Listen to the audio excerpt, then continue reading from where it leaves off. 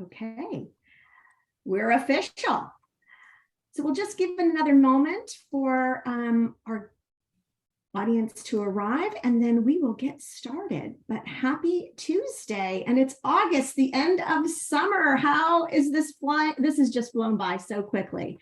I'm sure for those of you that have youngsters and they're headed back to school or maybe already starting school, it feels like summer is a thing of the past. But if not, and you're still able to get in some R&R, we hope you have a good rest of the month. All right, why don't we get started? So again, welcome to the Restaurants Care Resilience Fund. I'm Alicia Harshfield, the Executive Director of the California Restaurant Foundation, and it's our foundation who powers the Restaurants Care Relief Fund. And my colleague Erin Masco is also on the line, and she is going to help us monitor questions. So be sure you type them in the Q&A. And let's carry on. So a couple of housekeeping items. You're all very familiar with webinars and Zooms, but please use the reactions and enter questions in the Q&A. We really do want to make the most of having our two panelists here and make sure that your questions are answered as well as the questions we've prepared. Today's session and all of the small business support services are provided by Wells Fargo. They are our partner in your complimentary membership to the California Restaurant Association and these monthly Zooms. So thank you to Wells Fargo. Because today's session is all about the people in your business, we wanted to remind you that our foundation also takes care of the people in our restaurant community and hospitality community. So that means your crew. If you have an employee who faces an illness, an injury, a car accident, for example, or a housing disaster, maybe their child is ill, they too can apply for a grant from our fund. We have an individual fund under Restaurants Care, and then the Resilience Fund, which is granted to the small businesses like you who received the grant this year. So please do reach out to restaurantscare.org for the application and information. And we also have back of house posters and shift talking notes. And then we're also cultivating talent for our industry, which is quite germane to this topic. And we will be taking care and working with high school culinary arts students for across the state. And we also give scholarships for college. So we're excited to be able to really channel the inspiration, hope, and empower people through restaurants and hospitality. All right, let's jump into this topic, this exciting topic we have for you today. It's about talent crunch solutions. We know you're all facing this, and we have a fantastic panel. Our two experts are Michele Lange, Director of Learning and Development for Plant Power Fast Food, and Allie Gaffan. She's the Senior Vice President of People and Culture for Pacifica Hotels. Both of these dynamic women happen to also serve on our board of directors, and they are members of the Council of Hotel and Restaurant Trainers, which means they have been in this business for a while, studied this notion of training and recruitment and culture, and put these practices into daily use. And we're excited to have them both because they offer different perspectives and probably some of the same perspectives and differing, experiences from the restaurant side and the hotel side. And what we hope is that you'll glean some inspiration and great insights that you can apply back to your business as well, even though you might not be a multi-unit hotelier or a multi-unit fast casual restaurant. So why don't we get started? We have three sets of questions. They're under the topics of retention, recruitment, and culture. Again, please share your questions in the Q&A. All right, let's start with retention. And Michele and Allie, we're pretty informal here, okay? So feel free to, add jump in if you have a response. I might direct a question specifically to you, but that doesn't mean it's exclusive to just you. And then feel free to, raise your hand and say, oh, wait, Alicia, I have more to say on this topic. All right. To get started, though, why don't we just have a little bit of background information on you? And so, Allie, would you like to start and just share a little bit about Pacifica Hotels and what you do for them? Yes, thank you. Thank you so much. Yes, I'm Allie. I have actually worked with Pacifica Hotels for over 27 years. And I'm a great example of the opportunity to learn and grow within the company. My very first position with Pacifica was at one of our restaurants as a server. I was given the opportunity to grow and learn and take on various positions that have given me the background and perspective to take on the role that I currently hold today. And I think that in a nutshell, Alicia, you kind of touched on it. It's a very, very difficult time right now. And when we think about kind of our grassroots efforts to grow and develop our people and to provide training paths for them, it's really made a difference. It's the reason why I like to share my story. Fantastic. Yeah. Wow. That's amazing that your career started with Pacifica Hotels in restaurants as a server. And so you've seen all the levels in which you can kind of climb the ladder, let's say, and then help to develop the programs that continue to train people and offer them opportunities. Yeah. Very exciting. Okay, Michele, how about you? Tell us a little bit about you and Plant Power Fast Food. All right. Well, thanks, Alicia. I will say that I am very passionate about this industry. My first job, at 16 was working as a hostess at our local Coco's. So that was, I worked 2 days a week through high school, usually on the weekends. And then I always try to gravitate away from going to school at SDSU, trying to gravitate away from the industry, but it always has pulled me back. And I feel that I've really kind of come full circle in my career where I started in, I've been a server, a hostess, food runner. I've done all of those positions. I've managed restaurants. And then I dove into the learning and development space. So really training, learning and development. I started off as a department of one, the director of learning or director of training, I think was my role, with an IHOP franchisee. And then since then, I've worked for many brands. I've worked for the Habit Burger in L&D. I worked for Chipotle. I've worked for Del Taco.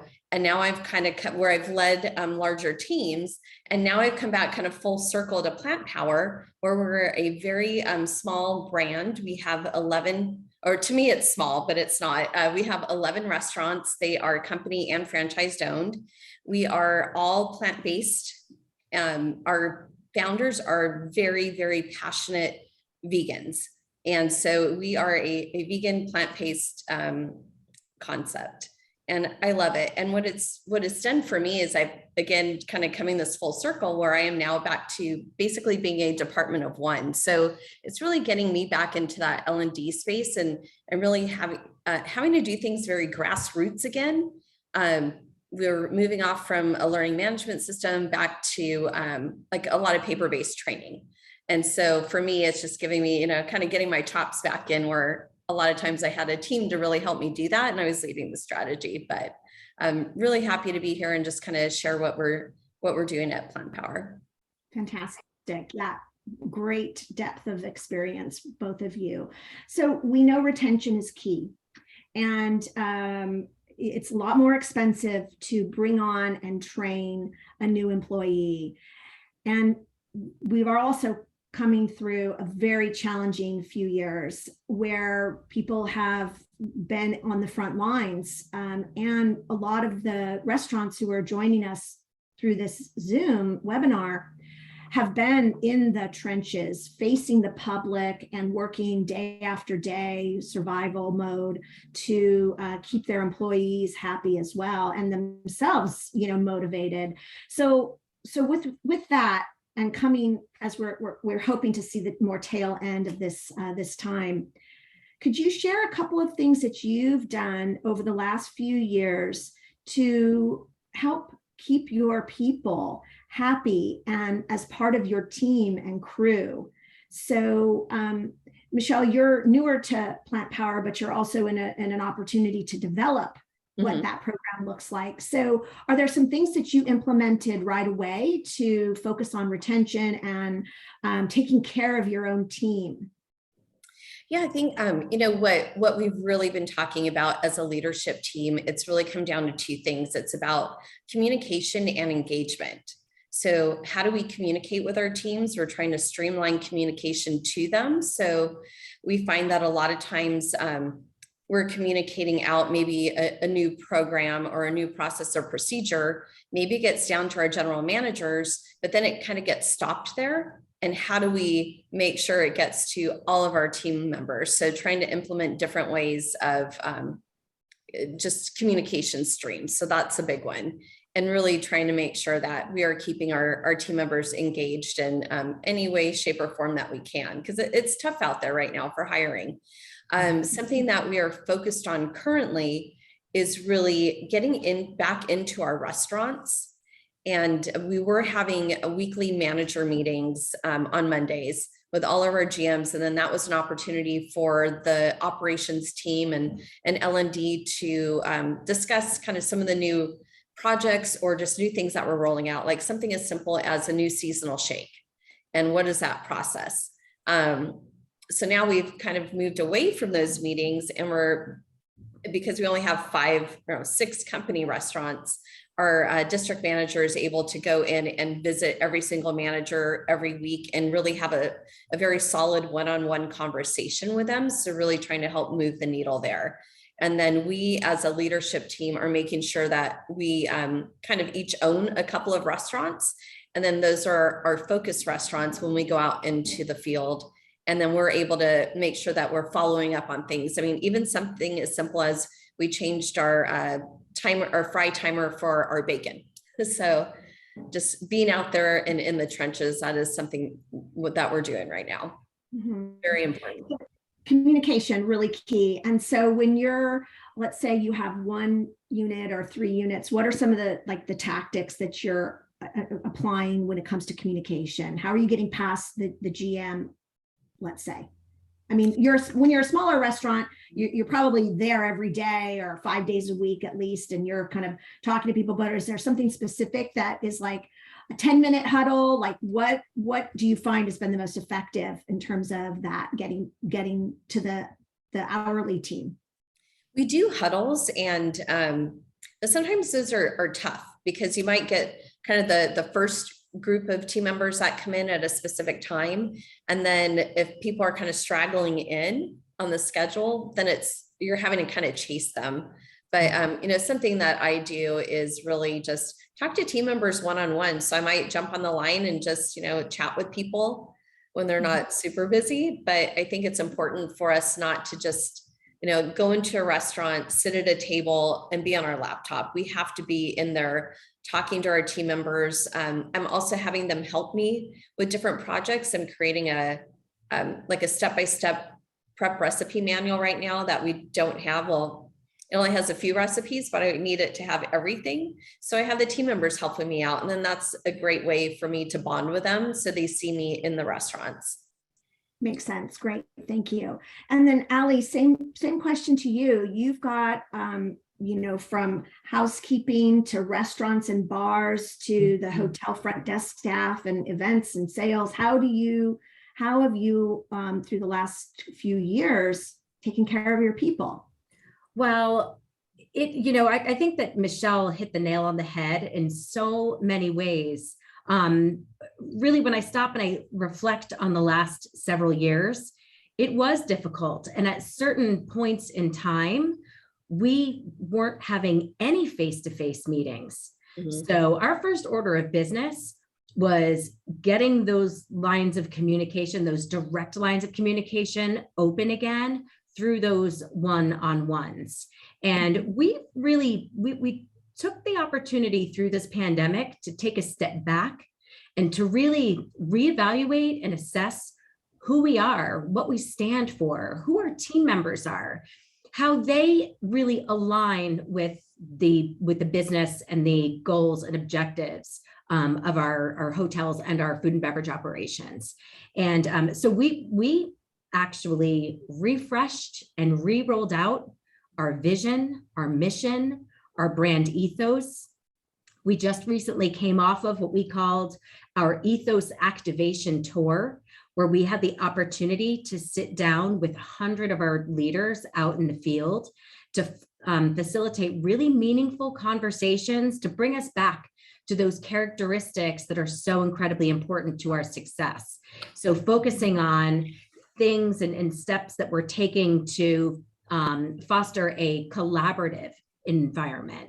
One where our team members really see that we respect the diversity amongst our team and embrace all of those unique perspectives that our team members bring to the table.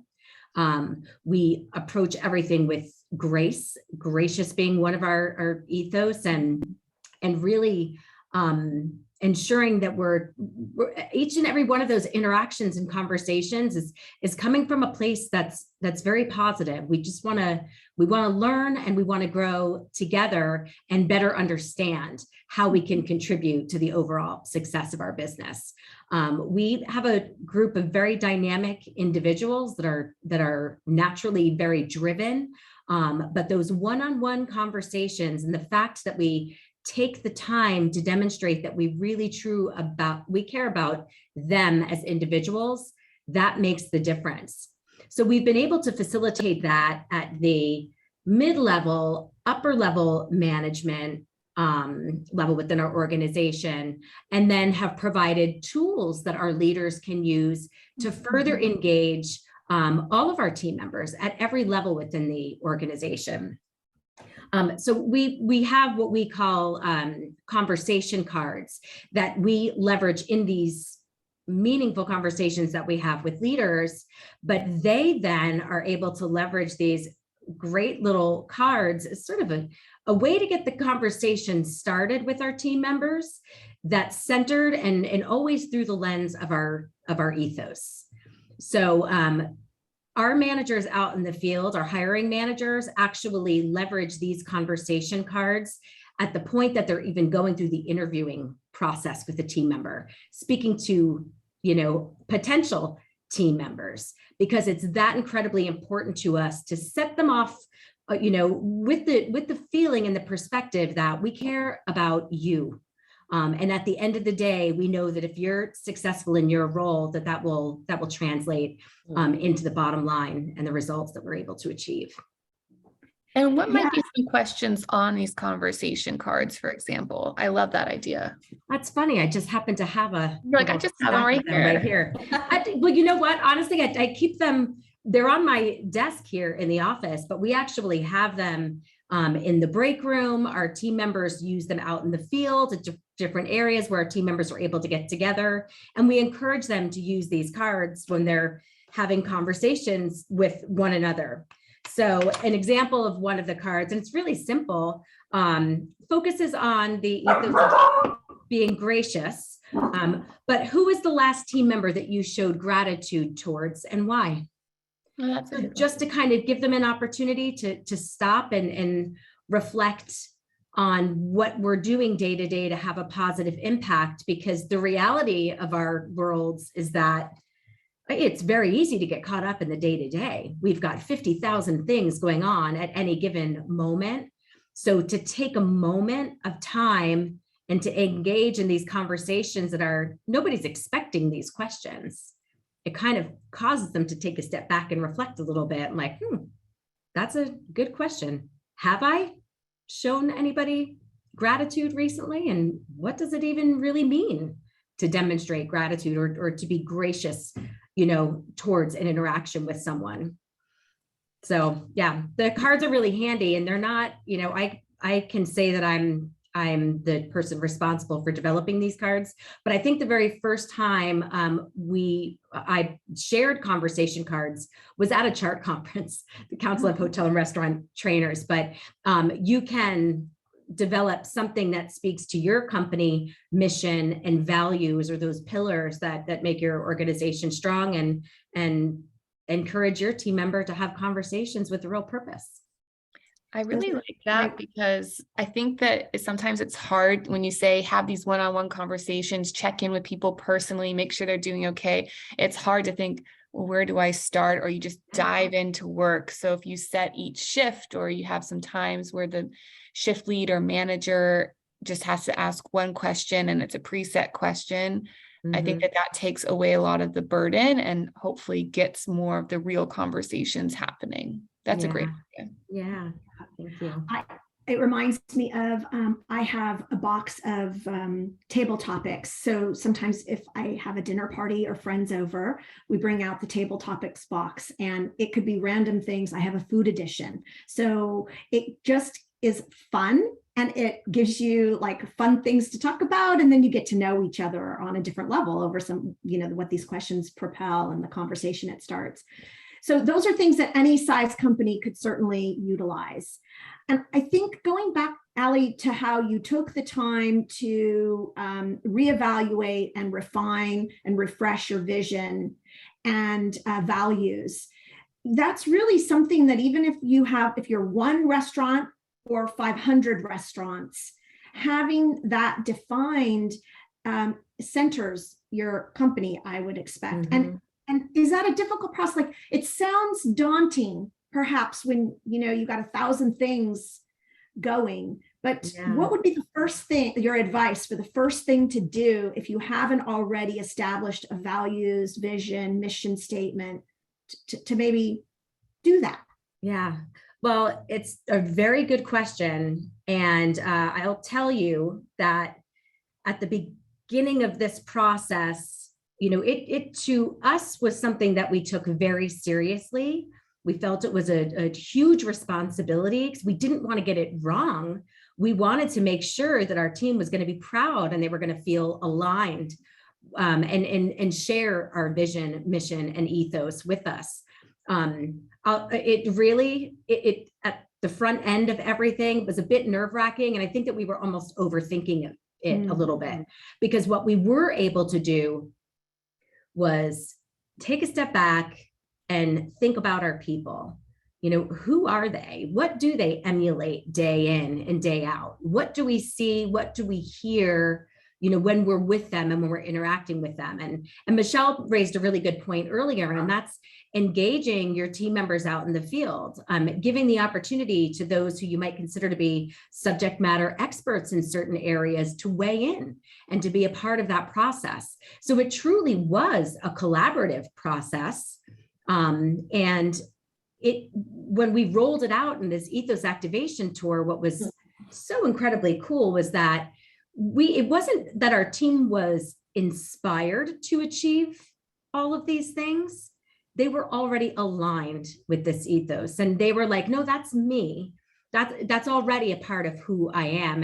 And within our company, we actually, as we're bringing new team members on board, or we're facilitating team building activities to engage our team and to kind of, give them a chance to demonstrate their commitment to these values and characteristics that are so important to us. We rolled out these big cards. Our team members will hold up these boards and say, I am collaborative, or I am gracious. They're identifying with these characteristics right off the bat. So it's not as if, I hope someday I can be gracious. It's like, no, this is who I am. And they might align more so with some versus others.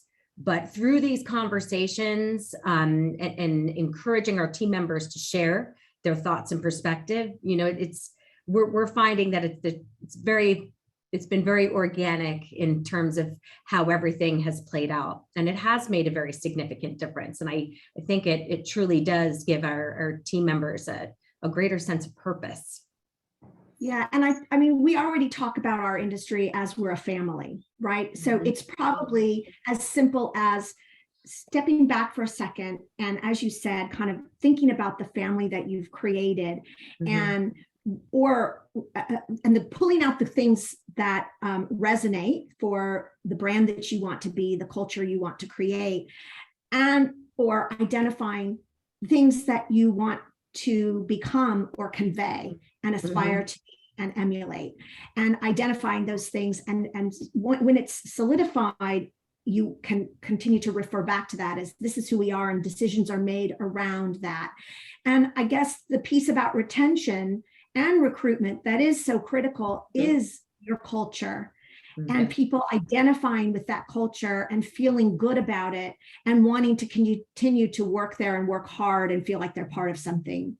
So yes, that's great. And another question, thank you for that. I have another question around retention is, have you added any additional benefits or perks for your additional employees? Again, thinking about the audience here might have a different budget and a different number of people, but some of the ideas that could be applied in any size business. Michele, would you like to start? Yeah, I was going to say, when I was at Chipotle, again, it was, over 2,000 restaurants. So what was done there at the time I was working for Chipotle a few years ago was, there's a new leadership team that came in and they really defined what the values of the company were, along with like the operations pillars, and started to really roll out different programs. And I think some of these you could do this whether you're a small company or a large company. We had employee resource groups. They were paying for education. But looking at, the free resources that are out there that we can offer to our team members that they don't even know are there. So it's just kind of cultivating some of these free programs. Maybe it's, partnering with a community college with that maybe someone is very passionate and they want to really have that culinary degree. Where can they go? It's just helping to point people in the right directions. And then even doing something as, small as, maybe it's like joining in and doing Habitat for Humanity or working in a community garden as a team. I mean, those are some things that we can do, and just knowing that there's people that are like-minded because we have such diverse team members. So I think there's some things we can do on a small scale that are, free, but there's other things that, may have a cost involved. So I think all of us can do something and offer our employees something that's tangible. Great. And Allie, how about you? Do you offer meals? Are there other perks or things that you rolled out perhaps? Yeah, recently? we've always offered team member discounts for hotel stays and for food and beverage. What we did over the course of the last few years was partner with our marketing team to create some fresh and exciting kind of posters and flyers, really promoting it, which has made a difference. And we've created a recruitment flyer that we take with us when we're participating in job fairs, either with partnering with local universities and colleges that have hospitality programs, or with local workforce development groups. So we share that and we promote it. So our team members get a discount.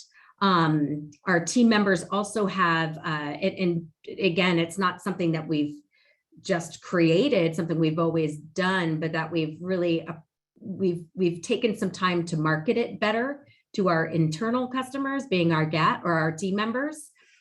So also, tailoring menus. So it's not, they don't necessarily have to choose and get a 20% discount on an entree off of the main menu. They can actually choose from their very own team member menu, where we offer items at a very, very discounted rate. So we're pretty much just covering the cost of whatever it is. So it might be a delicious burger or some other item like that, but offered at, less than $3, so that it's not going to break the bank for anyone. But little things like that do make a difference. And I'll add too, and to kind of piggyback on what Michele was saying, we also do find that we've got team members that they want to know that we care about the communities where we live and work and play. So having the opportunity to facilitate what we consider to be like service events where we're giving back, our team members get to participate on the clock. We do it here at the home office, where we've got about 65 people here or so at the home office, but we do coordinate simultaneous events out in the field and partner with local food banks in each and every one of those communities where we have properties and food and beverage outlets. And it has made a significant difference. I think our team members want to know that we care. And we do. So what greater way than to invite them to be a part of an experience like that, where they're developing that camaraderie with each other, but they're also personally giving back and making a difference. Yeah. So I'm thinking, like, for a smaller restaurant, a way in which to demonstrate what people might be doing in the community if you can't pay for hours of community service, or close the restaurant for an afternoon and do something together. You might be able to say, hey, you, part of our team, if you're out in the community doing something, take a picture and let's talk about it at our, a monthly meeting, or some kind of way that we can celebrate you and how you're out there giving back to the community as well. So I guess helping people feel connected to the fact that you're interested in what they're doing, you care about it, you want to support it, and that being a member of the neighborhood and community in which you do business is very critical. And I would imagine every restaurant that listens to this has given a gift card or two to someone. And so letting your employees know that you are supporting the community in that way as well through those efforts. Letting them even choose. Like some restaurants, if you're already going to help the community, you give out gift cards or you donate to the food bank, you can have your team member vote on 3 charities that you'd like to support that month, and they can choose the one, and that gets a little more connected. And then Alicia, I had one other idea that I heard on a different panel and I absolutely loved, was Maria's Italian Kitchen. This won't cost you too much money, $25, $30, is if you have a rising star on your team, you're single unit restaurant, you got a rising star and you want them to feel more empowered, you can give them a $25, $30 Visa gift card to go mystery shop at competitors. So, and then that way they get to be a guest at a restaurant that's kind of like yours. They get to take notes, like, what do they do well? What do we do well? How are their menu prices? And they can bring that back as like a secret shopper to you. So now they're kind of part of the leadership. They feel like they're part of the community. And then they also get that free meal. So it's a really, I think, a fun way to engage people. Yeah. And I think we've talked about on other panels as well about when you might be a smaller operation and you have 10 employees up to 40 or so employees, how do you continue to offer advancement and opportunity for someone? And sometimes it's knowing that someone is great at social media and maybe they are deputized to try to take some of that on for your business, or they can be an ambassador within the community and the neighborhood for your brand, and you give them a little freedom and an opportunity to build those relationships. And so seeking out kind of people's talents and skills and identifying a way to give them a little more leadership and development opportunity within your business model can also help keep people happy and keep them with you. I was going to say too, I think, part of that retention piece also is really having a clear or somewhat clear career path for people, so they know that there are some other opportunities.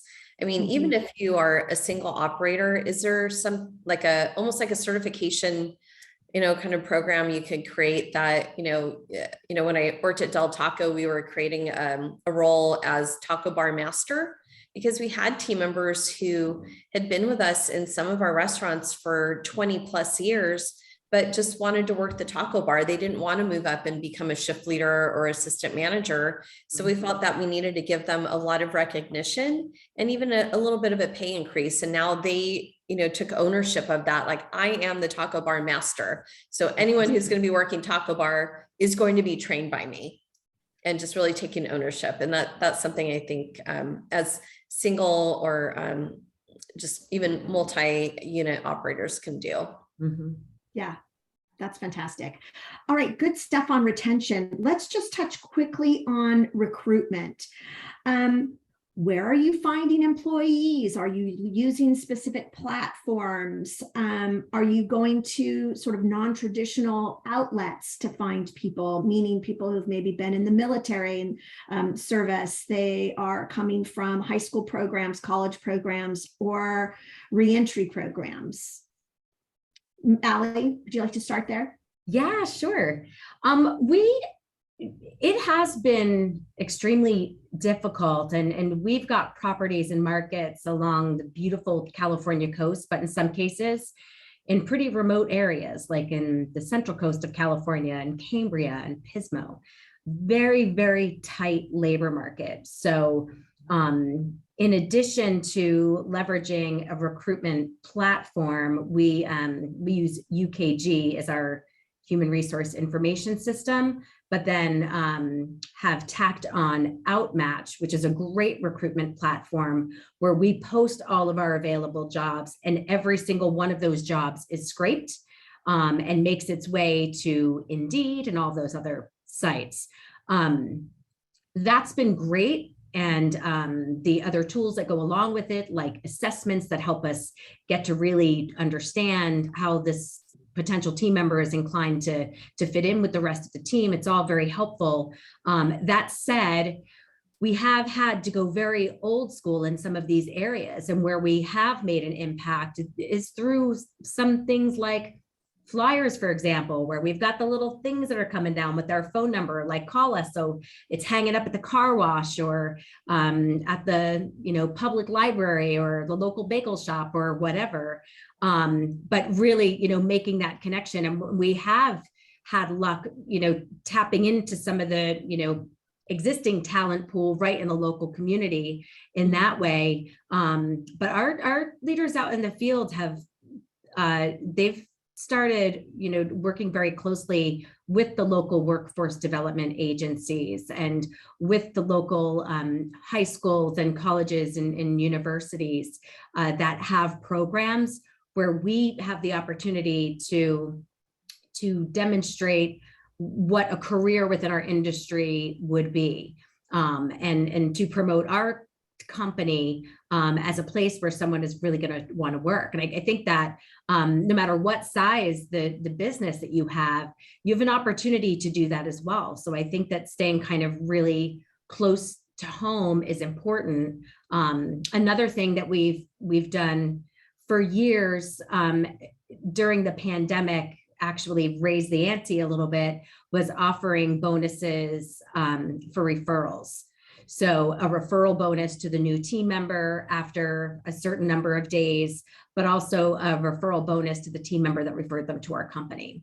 So kind of given a little bit on each end. And may I ask how much? I know we always get questions about this because people want to know what's the going rate. So what is your structure for a referral bonus? Well, so we for many years we had a referral bonus that was we offered up vacation days. And it was two vacation days for a part-time team member, 4 vacation days for a full-time team member. Wow. Okay. During the pandemic, people were like, I can't even take a vacation because there's nobody else to work. And I'm, the only one stuck here. So what can you do for me? So we did actually offer cash bonuses. And it was $250 for a part-time team member, $500 for a full-time team member. That's a very interesting, I haven't really heard about vacation days before, and that can be kind of unique. So offering it 2 vacation days if you recruit someone, that's kind of cool. Yeah. Well, and if you don't have the budget to offer the cash incentive, that's a great workaround for you. And it does, there is a monetary value associated with that. But I think even more importantly, figuring out a way to make the time for people to take a break is so important, because I'm sure I'm not the only one on this call that had, experienced team members that were dealing with burnout. It's been really tough. And we in some cases have people who are working multiple jobs, and they're working more than 40 hours a week, not because we could afford the overtime to pay them, but because we don't have any choice. We need to operate our business.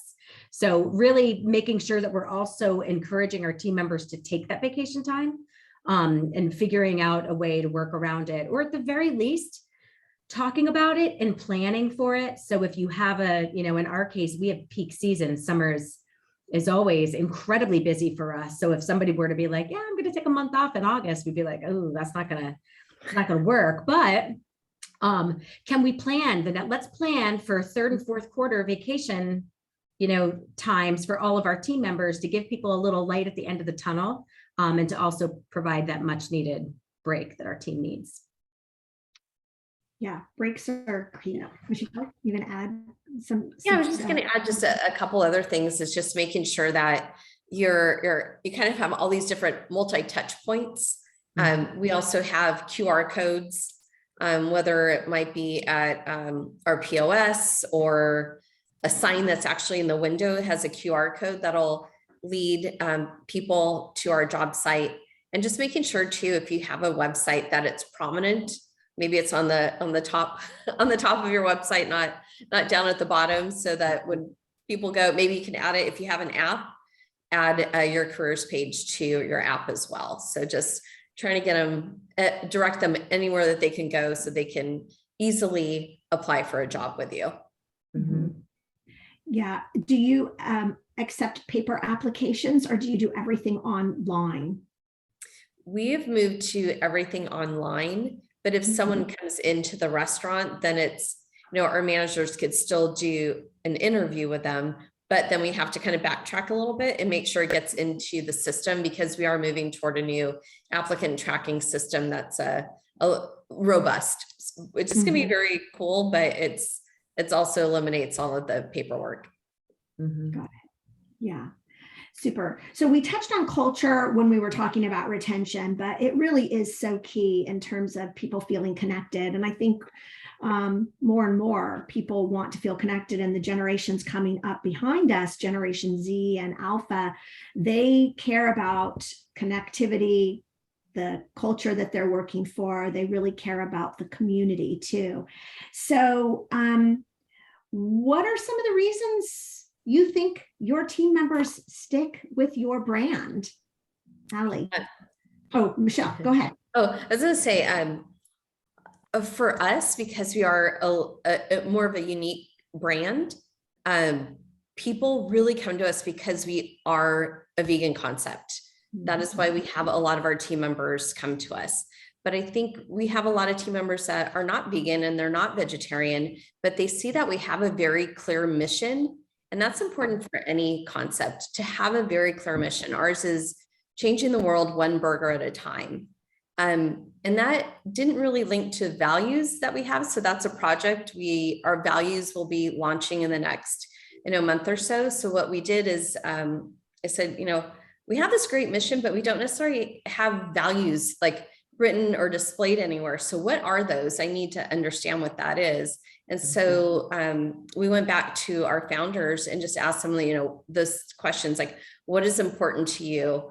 Why did you start this brand? And asked them a series of questions, and we compiled all the information. And then myself and our people department, we kind of put it all together, and we came to the 3 values that we're just waiting for final approval on that. And we'll be able to roll that out. And once we have those clear values, then we're going to be able to link those back to, market those on our website, be able to market that to team members, to new people coming in, build that back into our training materials, and really show people who we are and what we do and why we do it. Part of it is sustainability. We have mini butterfly preserves at our restaurants. I mean, that's something that's very important. We have milkweed and all these lovely plants in our parking lots that are butterfly preserves. We use eco-friendly products even down to our chairs. So it's really being able to explain those things to our team members, and then they know that they're kind of working for the greater good to help save our planet. Great. Yeah, very clear. Your brand lends itself to being very defined and clear in that. Yeah. culture. And Allie, how about you? Why do you think your team members stick with Pacifica Hotels? I would bring it back to the opportunity for growth and development, because I have found that two things are really most important to a team member. One is having a competitive rate of pay, which is, that's incredibly important. And that's like a non-negotiable for most candidates. And we don't want them to come and work for us, but then leave because they're going to make 25 cents an hour somewhere else. So we want to make sure that we're really thoughtful through that process. So we do use a platform to really gauge kind of where we sit in terms of our compensation package as compared to competitors in the area. Training and development is a part of that conversation. So going back to those one-on-one conversations that we're having with our team members, what are your career goals and what can we do to help you get there? So we do have a learning management system. We have tailored some programming for each and every role within our company that really does create a clear path. So if we have somebody who's joining us at the front desk, but they hope to someday be in sales, or maybe they want to be, they want to work in events, we can help get them there. And we can provide cross-training opportunities, which actually is a win-win for everyone, because it puts us in a position where we've got team members that have, they're well-rounded in terms of their experience and their knowledge. So when we have gaps, we can ask them to help us fill them. But at the same time, we are demonstrating that we care, and we want to continue to provide opportunities that we're going to help them feel like we're engaged in that process with them. And what we have found is that we've had some people that even during the pandemic, they don't call it the Great Resignation for just any reason. It has been overwhelming in some ways, but what we have found is that we've got team members who have made the decision to leave, maybe because they were going to make a little bit more somewhere else, but they've also made the decision to come back because the grass wasn't greener, and it maybe took them time to step away. Yeah. So interesting that you said that, because I heard one operator say that the best retention or recruitment strategy you can have is to be gracious and kind when somebody quits. Yeah. Because then they'll come back to you when they realize that they got 25 cents more an hour, but they're doing twice as much work, or the team isn't as good, or the culture's not as good. And then, so always leave that door open, because once they experience it, they will come back. So the way you act at the exit is very important to your future. That's such a good point you made. Yeah, you are absolutely right. I think the one other thing that I would add is, even if you're going through that interviewing process and you make the decision not to move forward with someone, they can potentially become your guests or your customers. So you're right. And it's part of the reason why gracious is a part of our brand ethos, because we don't ever want, we're in the hospitality industry after all. And we want to ensure that those people that we're interacting with, working with, whether it be our owners, our investors, our vendors, our guests and customers, our team members, they make a difference. And we want to ensure that we're establishing and building strong relationships with all of them.